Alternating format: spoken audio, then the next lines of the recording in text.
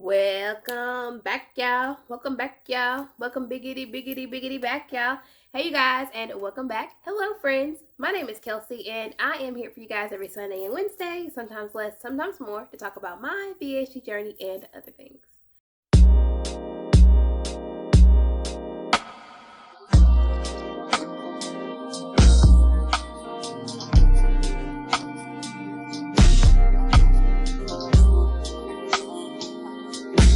It's my hope that through these videos you're able to find the answers to questions you've been looking for, or the path to choosing surgical weight loss is made that much easier.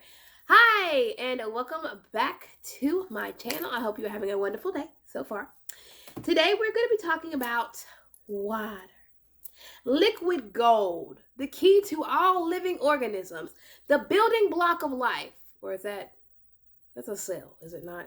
Anyways, water. We're going to be talking about water and how important it is to our journey and how to keep you hydrated along the way. I was trying to do a fancy thumbnail for y'all and I ruined my party dress, but it's okay. It's just water.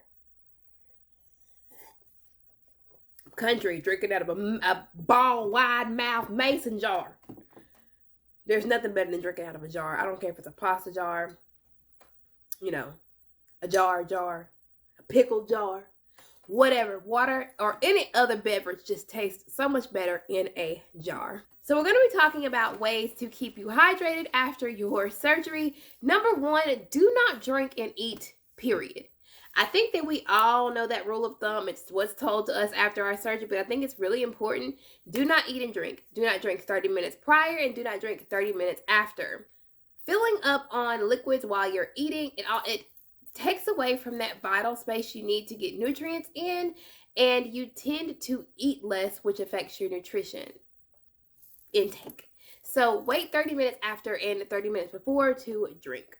Number two, I do this. Start drinking water early in the day. When your feet hit the floor, have a bottle of water sitting on I'm doing this because my nightstand's right there. Have a bottle of water sitting on your nightstand so that you can pop open, even if it's dark and you're groggy. I'm telling you, your body will thank you for it.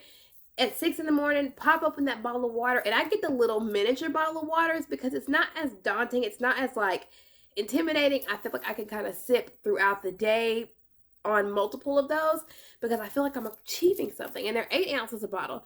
So if your goal is 64 ounces a day, drink 8 of those babies and you'll be good to go. But drinking it in a full-size water bottle, it became a little overwhelming for me. So I get the small bottles. But have a bottle of water on your bedside table when you wake up so that you can start your drinking early. Don't try to drink all of your 64 ounces of water in one whop, because we can't drink water like that. We can't gulp water. So sip slowly and start early. Number three, take water with you everywhere you go. Have your water got, your jug, your trough. Have it with you wherever you go. Work, church, in the car, running errands, going to the post office, going to your sister's house, going to the bathroom. Have your water with you because you're more tempted to stop and get a unsweet tea or a zero Milo sweet tea at the gas station or some sort of fruit juice, opposed to if you have your water sitting in your car, you can just reach over and start sipping. It ensures that you are building that habit of sipping water throughout the day, and it's important because it helps you meet your water goal for that day. Take it with you everywhere. Always have some sort of beverage handy, even if it's just a couple of spare water bottles in your trunk, because sometimes you may get stuck somewhere and you don't intend to, and if you don't have any water on hand or in your car, you're going to be like, oh my God, I'm thirsting to death, and I still have 70 ounces of water to drink. So why not be proactive? Don't be reactive. Carry the water around. Have a few bottles extra in your car. Trust me. Number 4, make sure to measure the ounces of water you're getting in.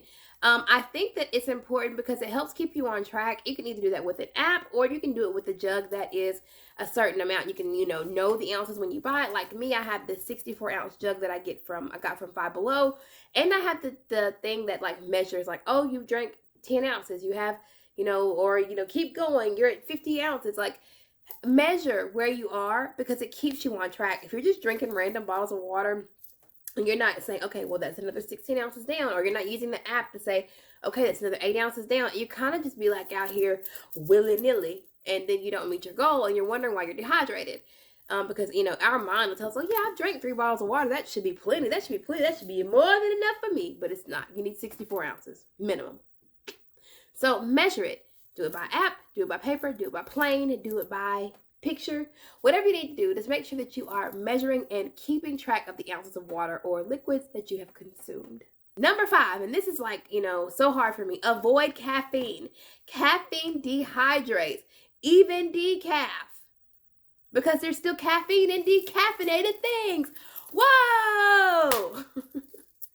If you drink caffeinated beverages, 9 times out of 10, it's pulling all of the water that you do have in, and it's going to make it harder for you to stay hydrated, and you have a higher chance of becoming dehydrated.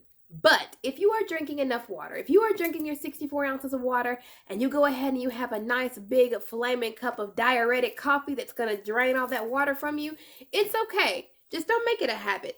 Do your best to avoid caffeine at all possible. I drink coffee, but I also do get about 80 ounces of water in, if not more, a day, pretty regularly. So just do your best to stay away from it unless you are meeting above and beyond your water goal.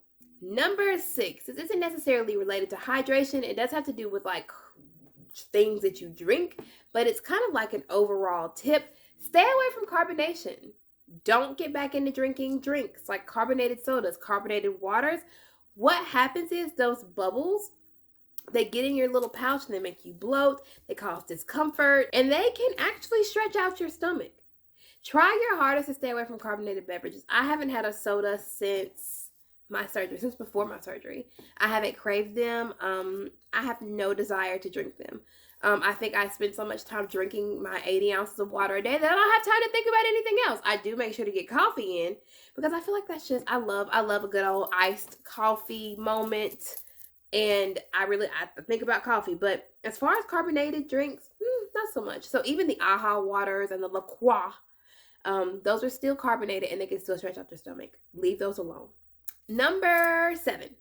Flavor your water with fruits and vegetables, different water flavoring packets. I have done it all. I have flavored my water. I've infused my water. I have done just about anything I can to make it so that the water is appeasing and flavorful to me to ensure that I can get my water down. Now, I can't say that I do it all the time because sometimes I just really prefer the taste of a cold, crisp water. Give me. Speaking of, got my jaw. I just prefer it. Sometimes I just want water in its purest form, but that's not always realistic, especially when you have to drink as much as we have to drink. Like I had a coworker, you know, she kind of bothered me, got on my skin, what am I saying? Who talks like that? Kind of got under my skin. I had 64 ounces of water that I was putting in one of the packs that are meant for one bottle. I put in 1 pack of the water flavoring into that. And so she looks at me and she's like, what? You don't like water? I was like, I have to drink 64 ounces of water a day. And I'm sorry, but I don't always want to just taste damn water. And she was like, oh, well, I just thought you ain't like water. This is water. It's just flavored. Come on now. People are just slow. People are just too much, but neither here nor there. Do whatever you need to do to your water to make it more appeasing. I will say that after my surgery, I don't prefer cold water. I do like room temperature water. My water that I drink is always room temperature. My room is always water temperature. Vice versa. I just prefer it water in a jar, room temperature. I'm so country. But yeah, it's something about cold water now. It's kind of like almost jarring to me. I just don't want cold water. I just don't want it. Okay. So do whatever you need to do to your water to make it tasty and easy to drink for you. The easier you make it, the better you make it flavored or whatever you add in. It's going to make it really, really simple for you to get down all of that water because it is a lot of water, especially if you didn't drink that much water before your surgery. I don't think any of us drank 64 ounces of water before our surgery. Let's be honest. Let's be real. Let's be all the way real. Okay? Last but not least, put the technology that we all have access to good use. Find some good water apps. And I know that you guys are like, what? There are apps that will remind you to drink your water. There are apps that will tell you the best water for you if you are having issues with like your skin and your hair and your nails. Supposedly there's waters and things out there that will do things that can help boost that, and help boost immunity, just different things. There's so many different apps out there that will help you, that can help. Like there's Baritastic. Those are bariatric. That's a bariatric app.